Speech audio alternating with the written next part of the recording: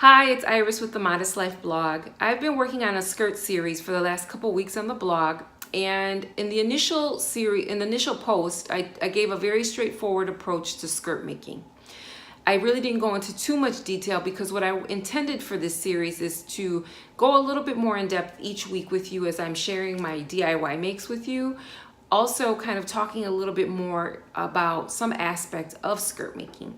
So this week what I wanted to share with you was fabric options, fabric selection. Now one of the biggest mistakes I see beginners making all the time is choosing a fabric that's not appropriate for the pattern that they're working with. And what happens when you do that is that your project will not look as good as you may want it to or how you envisioned it to, because you didn't know that there was a particular fabric that works best for the pattern that you're working on. Now, the great thing about learning how to sew with patterns is that pattern companies give you the suggested fabrics on the back of the pattern envelope. And so today I'm going to share with you a couple of beginner-friendly patterns that are skirts, obviously, because that's what we're talking about, along with how you read the fabric options, and then finish up with you about how to actually take those recommendations and apply it when you're going to purchase your fabric. So stick with me. I'm going to be right back, and I'm going to show you some patterns. Hi, I'm back. So as you can see here, I've got a series. I've got 3 patterns up. 2 are a simplicity, and this last one is a Vogue. One is a knit fabric, which is this, and the other 2 are designated for wovens. And as you can see, I have a pencil skirt, I have a flare skirt, and then I have this kind of A-lined, it's a little bit of a more eccentric skirt pattern. And what I wanted to show you was, number one, all 3 of them are beginner friendly. And this Mimi G style 8394, I actually made this skirt. You can actually see it as my very first blog post. You can see it on the blog, my review of the pattern. It's a great pattern. But if I turn the fabric over, you will see, and I'm going to point to it right here, it has fabrics. Now on every single pattern, especially the big 4, you can count on seeing this. Now it tells you that this is appropriate for chambray, cotton types, damask, linen types, pick, poplin, sateen, stretch, wovens. And then if you're gonna use like a plaid or a stripe or like a one-way design fabric, you may have to buy extra fabric because it's if you want everything to line up. That's what that means. But it gives you the various types. Now this is a skirt that is geared for woven fabrics, or stretch woven. So these are fabrics that do not stretch, and even if it's what's called a stretch woven, it's a fabric that has a little, maybe like 2% lycra in it to give it a stretch, but it's definitely not as stretchy as like leggings or anything like that. Okay, so we're gonna come on over here quickly over to Simplicity 8019. This is a vintage remake, and I'm actually getting ready to post a review of this on the blog. I made a skirt for this week. It is a great, straightforward beginner pattern. Really it is. And as you can see, it gives you either a print fabric option or a solid fabric option. And if I turn it over, again, it says fabrics.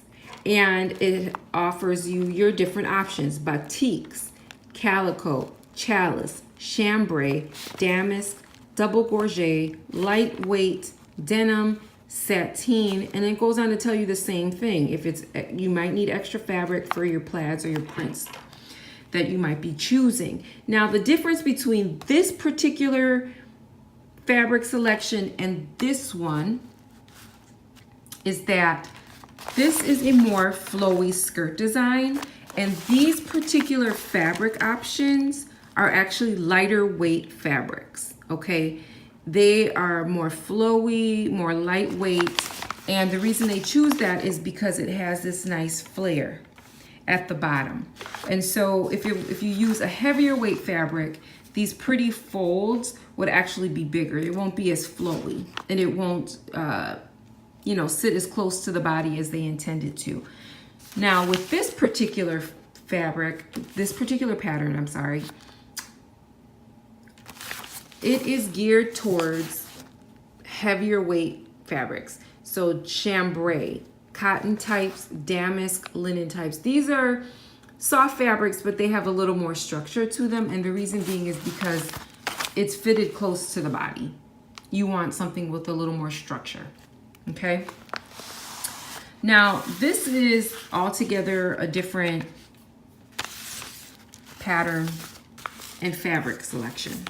Now, for this one, and it's gonna tell you if it is for stretch knits. So it says for moderate stretch knits, Ponte knits, jersey stretch, and stretch wovens. So you could use a stretch woven with this as well. It also goes on to tell you contrast. I believe that means the waistband is either self or lightweight knit with good stretch and recovery. Or maybe it's this. It'll tell you in the instructions what they mean by the contrast. So this is for, sometimes this just says moderate stretch knits and it's bold. Sometimes it'll say moderate stretch knits only, okay? So this is a really great user-friendly beginner skirt pattern. It doesn't have any closures. It just has a stretch waistband that you can pull it over your hips and onto your waist. And it has a cute little eclectic design, right? It's a little off the beaten path. It's kind of like an A-line, but then the way it kind of veers in at the bottom like that, it kind of tapers in a little bit, gives it a little bit of a different look. So there you have it, guys.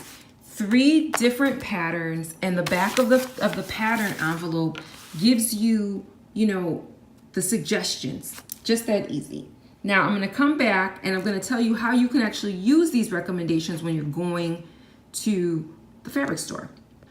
Hi, so I'm back. So it's just that easy, right? I showed you 3 different pattern designs, and on each of the back of those envelopes, it tells you your fabric options. Now let's say you've got your pattern that you want to make, you've read the back of the envelope, and you're ready to go buy fabric. The easiest thing to do is, if you have a fabric store that is just dedicated to selling fabric, go to the store. Their sales associates are very well versed. Show them, say, hey, this is what I'm making. These are the fabric options they give me. Can you point me in the right direction? And hopefully you'll find something that you like. Now, if you're gonna go to like a Joann Fabrics, it's not always so streamlined that way. They don't necessarily always list their fabrics as, you know, rayons or wools. It's not organized that way. So you may wanna go to their sales associates and say, this is what I'm looking for. Can you point me in the right direction? Now, let's say you're actually gonna buy online. Fabric buying online actually makes it very easy for you because they already categorize their fabrics very similar to how they are listed on the back of a pattern envelope. You can go to a fabric website like Mood Fabrics out of New York, right? They have their online store. It's very detailed, it's great, it has a great search engine. You can just input, let's say you want to use corduroy to make a skirt. You just put in the search engine corduroy and it will pull up all their corduroy fabric options. Let's say you're gonna go and you're gonna buy denim, but you don't have a fabric store online that you already want to work with. You can put in a Google search engine, denim fabric by the yard, and it will pull up a variety of different fabric stores that offer denim fabric by the yard, right? Let's say you get on that website, you like what maybe you don't like the denim options, so you say, I'm gonna try one of these other fabric options that they're recommending. Put that in the search engine of the fabric store and see if they have it, okay? So it's very easy to find what you're looking for once you know what you're looking for. And that's what's really great about using a pattern when you're beginning to learn how to sew and reading the actual envelope, because it's geared towards teaching you how to do these things already.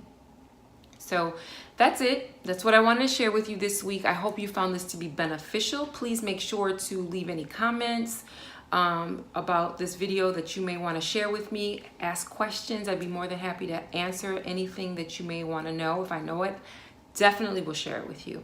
So until the next time, thank you so much for tuning in. Bye-bye.